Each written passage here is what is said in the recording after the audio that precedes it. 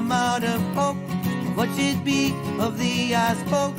Good times for the undeserved, and hard times for the ones who work. Poor man, rich man, blind man, dead man, hope for more than they had all planned. Then they suffered a serious blow as the real world cut the line you hold. Nobody said this would be fair. They warned you before you went out there. There's always a chance to get restarted, to a new world, new life scarred, but smarter. Is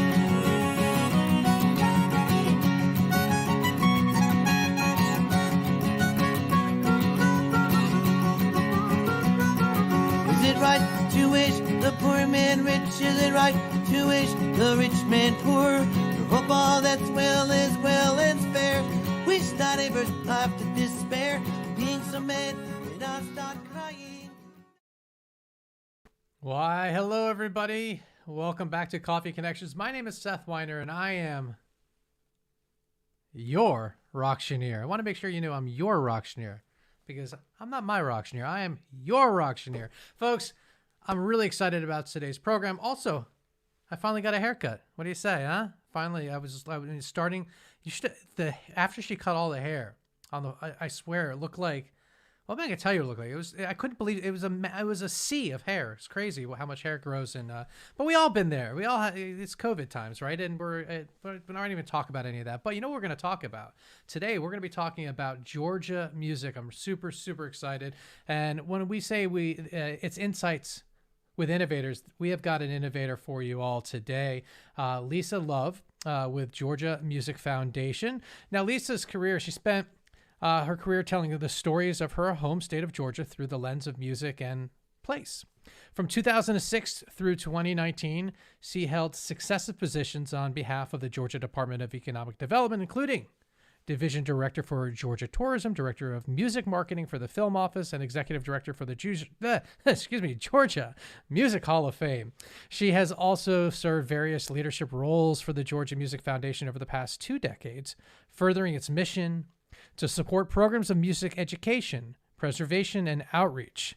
I can go on and on here, but let's go ahead and bring Lisa into the program here. Give me a second. I got to move all these buttons and boom, there we go. Hi. Hello. And your haircut looks awesome, Seth. Well, thank you. I have a bag of hair for sale if anyone's interested. I will auction it off to the highest bidder. Well, you never know. You know, kids have class projects. No. It's like Chia Seth. Oh, you must stop. Well, welcome to the program. It is Coffee Connections, so it's time to find out if you drink coffee. Do you have a mug? Oh, look at that. You do have a mug. What is this mug you have? I do have a mug.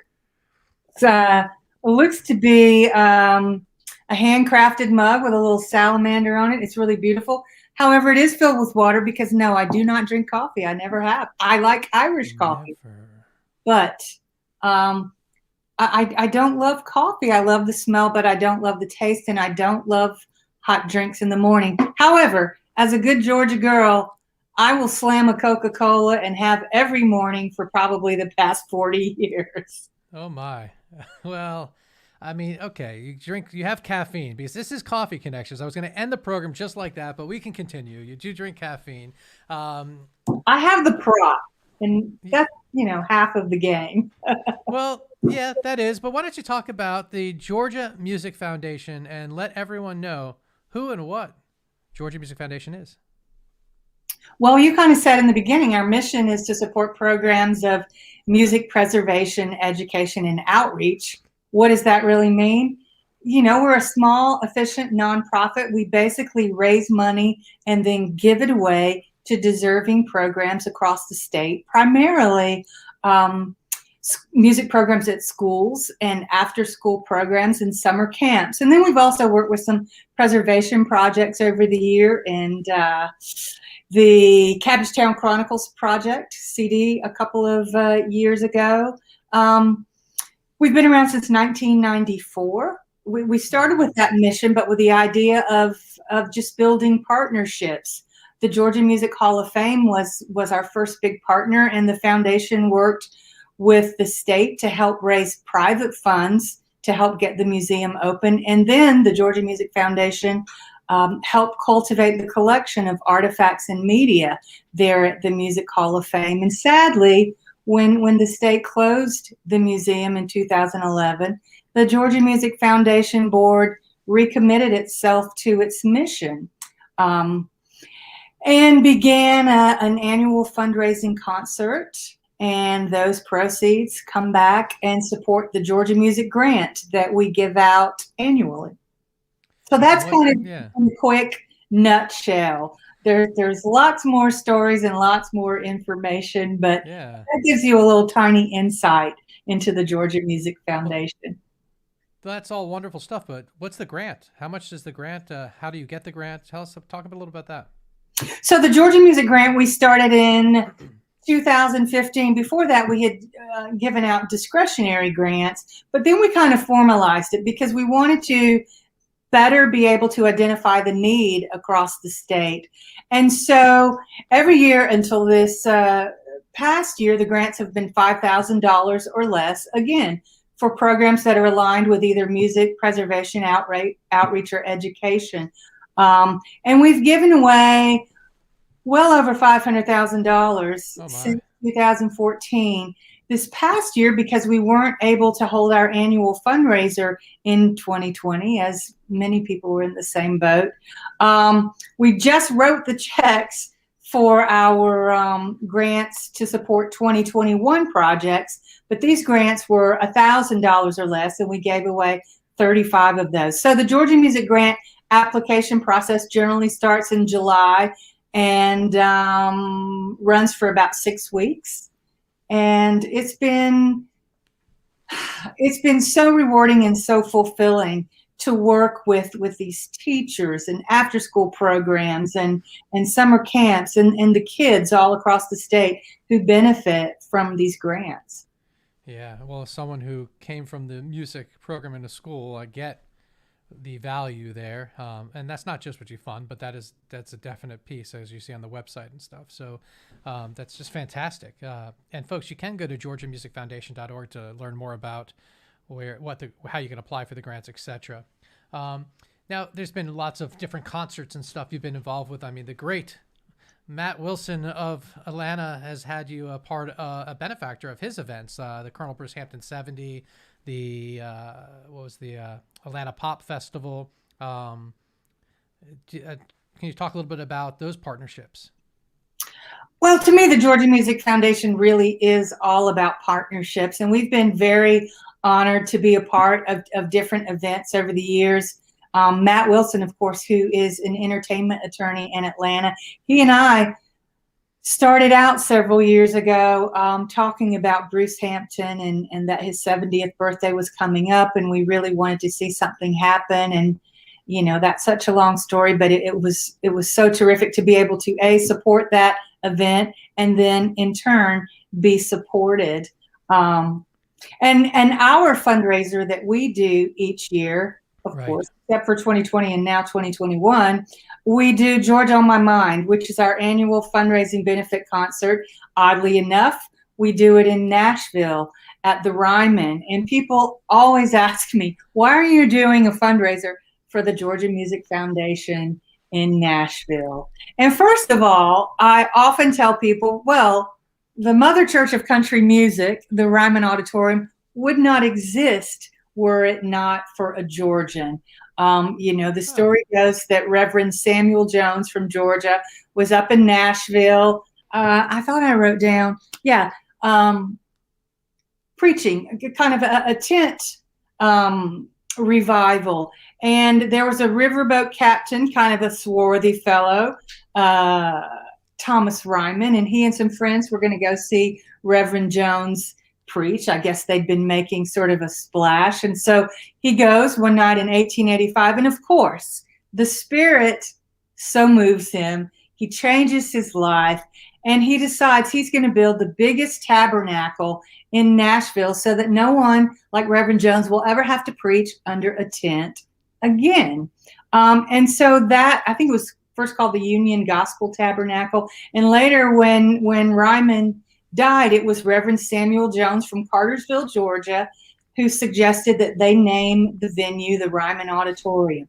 So the one thing I can do is trace everything back to music and musicians and people in Georgia. And you can go to Reverend Samuel Jones' home in Cartersville and learn more about him. But it just so happened that the chair of the Georgia Music Foundation is a hit songwriter, Dallas Davidson. And 8 years ago now, he and his fellow songwriters from Georgia, Rhett Akins and Ben Hayslip, said, hey, why don't we just do a show here in Nashville? We'll get together some friends and we'll donate the money to the Georgia Music Foundation.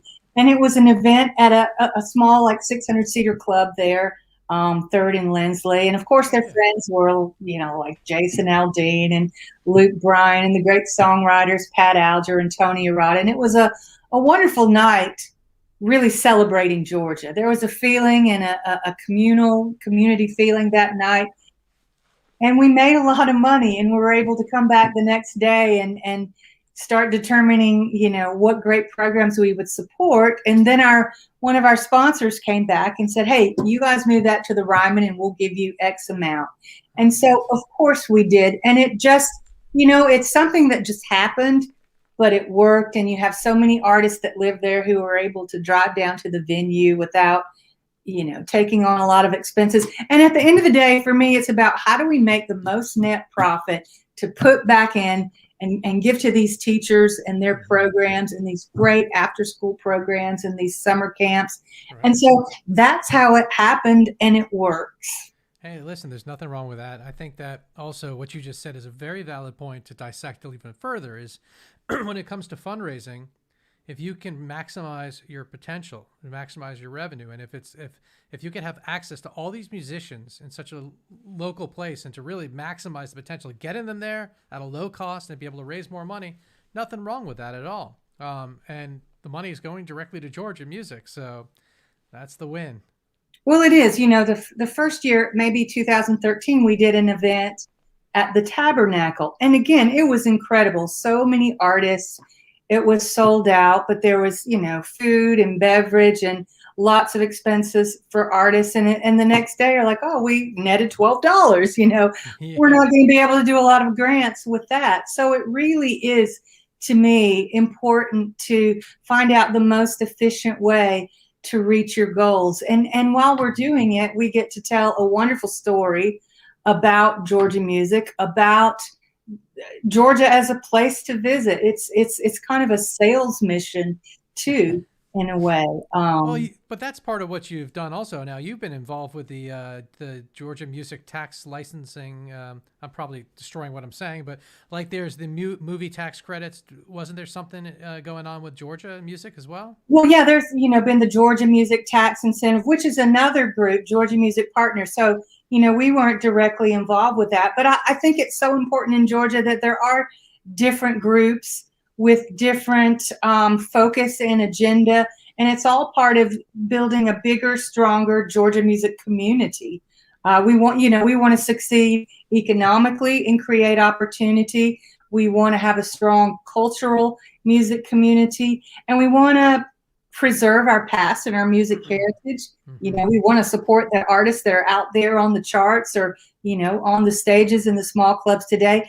And then we want to think about the future and make sure there are opportunities for children of all backgrounds to participate in music. So there are a lot of groups who are working to do that, both within the communities across the state and then on a statewide level. And I think it takes everybody to make it strong and inclusive.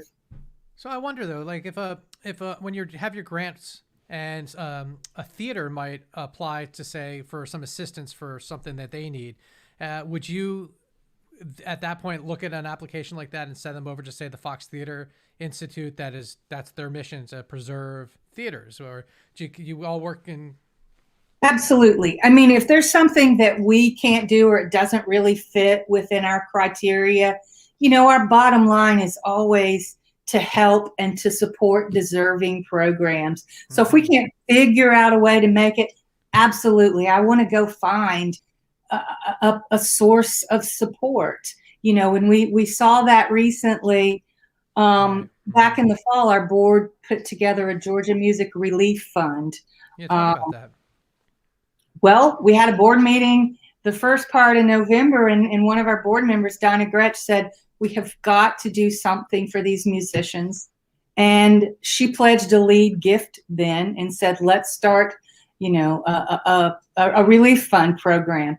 And we did. And suddenly the rest of the board, boom, boom, boom, everyone put in. And the day after, or the day before Thanksgiving, we announced online a Georgia Music Relief Fund to provide grants of $500 to working musicians who their primary income prior to COVID had been live music, whether it's performing in venues across the state or touring, or their crew members. And, within 2 weeks, we had gone through $70,000, but we were able to give nearly 150 musicians grants of at least $500. And once we ran out of that, that was really painful because, again, it's about identifying need. And as people continued to come, we were out trying to figure out statewide, regionally, nationwide, where there were other opportunities and organizations that were providing support for musicians. Or I think down at Center Stage in the great group there, they were doing some food boxes. So we dropped off some food. Yeah. So that's it. Again, we're just a small little efficient group, but sometimes it's just information or resources that you can share to again help support the music community around the state. Yeah, that's wonderful. I commend you all for doing that. I know, and it's not easy because you gotta, and I'm talking to our listeners here, you gotta imagine, you wanna help as many people as possible, but you can only help as many people as you can. And I know for a fact that I got wind of, I knew about the program and I shared it.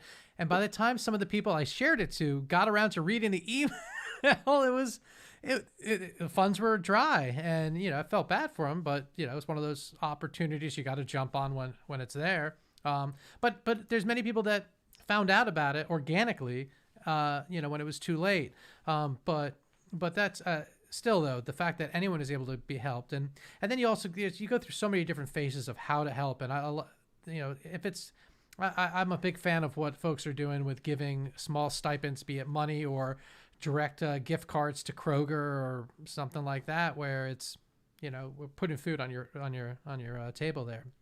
So that's really, really important. Well, and I think acts of kindness beget acts of kindness, and and we promise confidentiality to all the musicians, and so many stories were shared with us that they were heartbreaking. People losing their jobs pretty much overnight for a year, and during that time lives happen. There is other loss, there's sickness, there are things, there's been a loss of dignity for a lot of people to even get to the point that they need to ask for help. And these are our community. And yet, with all of that, there was one musician who got his grant and then turned around and gave $10 on our website back as a donation. Just yesterday, there was a musician, it was his birthday, and he did one of the Facebook, give for my birthday, and raised, I think last night it was $250 or $60. But I think we need more of that in our world. And I think the music community has always been a very giving, kind community. And they need love and support and respect after having the year that they've had. Yeah, but one of the things you said to me earlier before we went live, and I just, it's a fascinating way to, it's an interesting lens to look through, which is how many times people want from the musicians. I'm having a birthday party. Would you play for my kid? Oh, it's good exposure. Like the kids, right? Right. But for real though, how many restaurants are like, hey, we're doing something. We can't pay you a lot, but we'll give you a free meal. Whatever it is, there's always, musicians' talents are always being leaned on. And now is a time where, people that are still, maybe the restaurant's not doing so well, not the best example, but hey, that real estate agency, they are. And Right. there's a But chance for even people to give back. nonprofits have asked, and wonderful charities have asked musicians to perform for free in the past to support their nonprofit, and they're so generous. I mean, I've seen Yeah. so much over the years. And so again, I think that these are the times, these unprecedented times, to look back, and I try to suggest to people, and people that I know that are in the business world or corporate world, hey, if somebody's done something for you, boy, now would be a great time to look back and see what you could do, or get ready to hire them as the live music world comes back open. Give them a well-paid gig.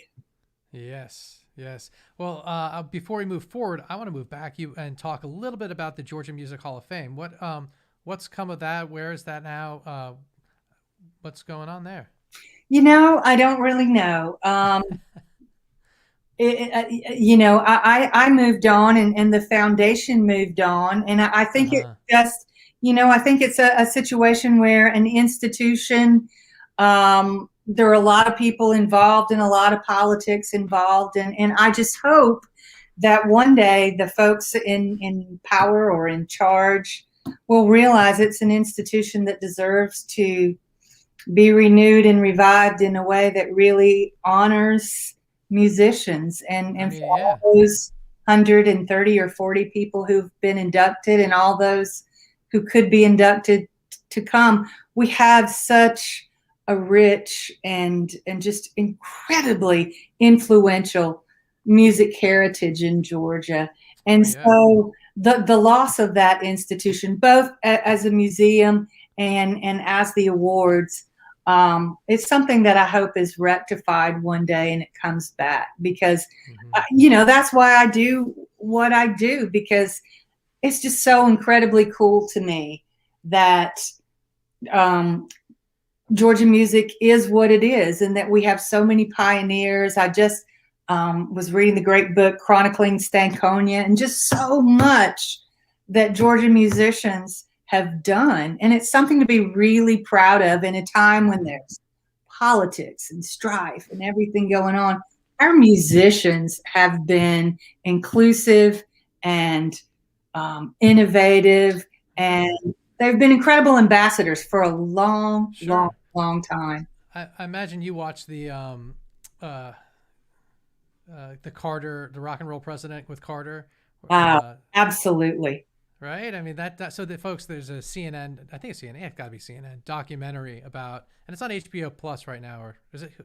Yeah. Whatever the sites are, HBO Max, Disney Plus. I can't do math and TV. It's just too much. Anyway, so it's about the Jimmy Carter and how rock and roll supported really helped boost him into the presidency. And a lot of those musicians, like a lot, of course, are Allman Brothers, and a lot of Georgia music there. A lot of Georgia music, and a lot from Macon, Georgia, and the Capricorn era of Phil Walden, and it was a very inclusive time. It was, and today, now the Capricorn recording studio has been revived, and it's now a great working studio in Macon. Macon Mercer Music at Capricorn.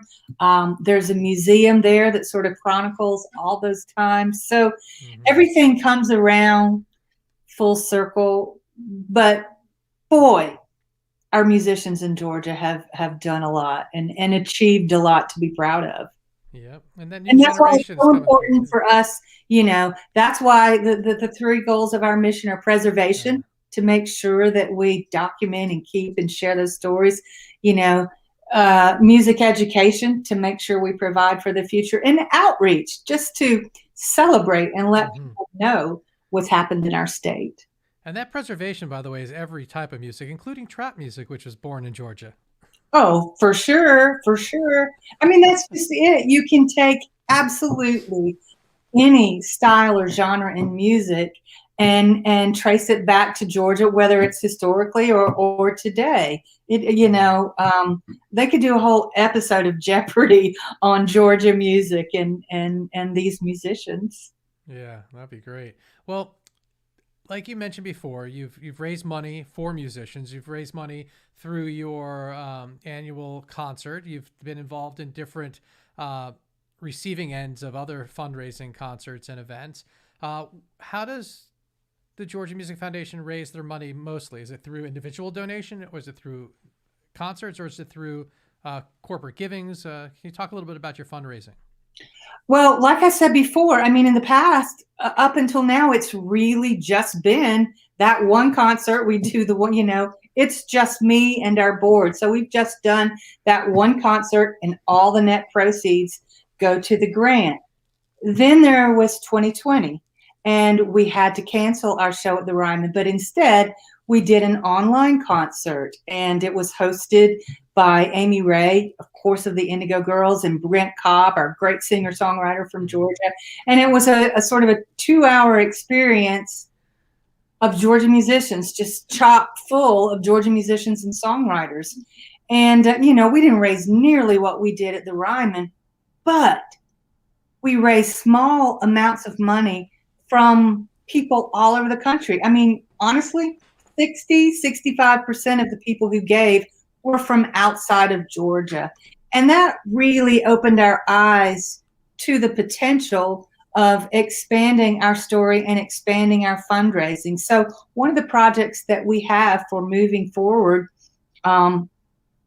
is to really work on building friends and partners at that small giver level.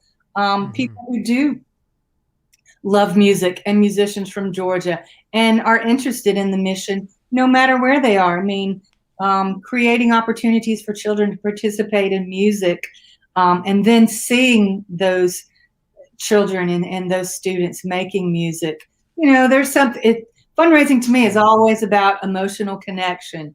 And, nothing makes me bawl harder than watching these kids who have worked so hard and then go perform. So that's one of the things we're working towards is really building that peer-to-peer giving and those smaller campaigns to enhance and expand on what we're doing with our one big concert a year. So what I hear you saying is, I have a crystal ball here. Yeah, I see all these children doing a peer-to-peer concert campaign, kind of like a talent show. As a fundraiser, I see your future. I think there's a lot of opportunity there, and we do want to do some smaller, sort of intimate events around the state where we can bring songwriters and musicians together, and just, again, for me, there's nothing better than creating community, and there's so many different communities. I love the folks in Columbus and what they do, and down in Waycross and Albany and Macon and Athens, Dahlonega, there's and of course Atlanta, that goes without saying, but did I say Athens? I mean, why? And so there's all these little communities around Georgia, and a lot of times they don't know these musicians from the other ones. So again, creating opportunities to bring people together and raise a little money while we're there. Yeah. Well, and I mean, in your time, with the Georgia Music Foundation, you've seen the other things happen in Georgia music, such as Joel Katz's involvement with education and how he built the Athens, the Georgia State program, music business program, and now David Barbie's in charge of that. And then Keith Piercy then moved on, who was with Katz in Georgia, now in Kennesaw. And now we've got two of I would say, probably the country's top music programs. For music business, not talking about concert performance. I'm talking about music business programs, which is pretty significant. Oh, there's so much opportunity in Georgia, with different areas, not only music business, but music education, music therapy. And I would be remiss if I didn't mention that one of our great board members, Dinah Gretsch, she and her husband, Fred, just gave $3 million to Georgia Southern, where they're going to have the Dinah and Fred Gretsch School of Music. So there's cool. A lot of great things happening there in Savannah with Georgia Southern. And again, for me, it's about opportunity, access, and the ability to participate. So whether it's music for K through 5 or middle, elementary, and these college and postgraduate experiences like, music technology at Georgia Tech. There's a lot of opportunity. And, that one of the projects we have worked on in the last couple of years has been an effort to sort of expand the conversation about music education. There's so much research that speaks to the academic, the cognitive, the social and emotional benefits of children studying music. But I think there's an even bigger story that kind of relates music education to economic development and workforce development. And there's much research that shows that kids who participate in music develop the soft skills that are really missing in the workforce today. So while Georgia is really an economic powerhouse, I think you'll hear over and over that there's a lot of soft skills missing when folks first enter the workforce. But music helps, instill responsibility, commitment, perseverance, adaptability, all of those soft skills that employers are looking for. So that's one of the projects that we are working for going forward, is some advocacy to really talk about the expanding the benefits that have always been there, but really expanding your perception of what music and music education can do for kids in school. Yeah. And folks, I'll remind you once again, to learn more, go to georgiamusicfoundation.org. Fresh new digs there. Yeah. And before I let you go, is there anything that we missed talking about today that you wanted to bring up? No, I feel like we've covered a lot. Again, I think my main thing now is, in these times to figure out how you can give back to music. Music brings us so much joy in our lives. And so whether it's, supporting Georgia Music Foundation and the grants that we give to programs around Georgia, or whether it's supporting a musician that in your community, be a part of the community and help out. All right. Well, sounds great. Thank you so much for your time today. Before I let you go, though, I always ask all of my guests to recommend a future guest, somebody that's an innovator in the nonprofit world here in Atlanta, or in your case, I'll even go Georgia. But is there someone that you would recommend to be on Coffee Connections? If you haven't had Dante Rameau, who's the executive director of Atlanta Music Project, he's a rock star. Yeah, I know Dante, but I have not had him on the show, and that would be a fantastic guest. And I would, I appreciate you recommending him, and we'll connect and loop him in and see if he's available. That'd be great. Yeah, he's done so much for music education in Georgia and for communities in Atlanta, underserved communities. They're incredible. Those students will blow your mind. Yeah.